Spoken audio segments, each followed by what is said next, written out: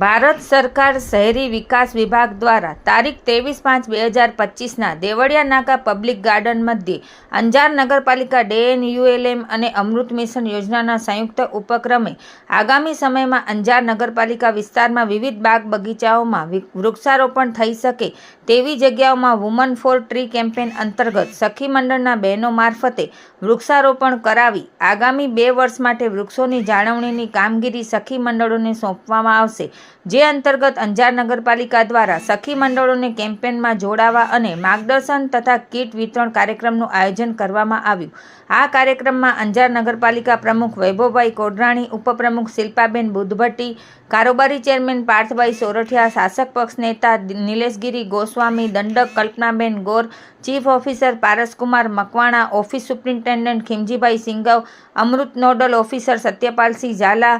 NULM staff ભારતીબેન બારોટ, મયુરભાઈ હેરમા, મિરલબેન વેગડ,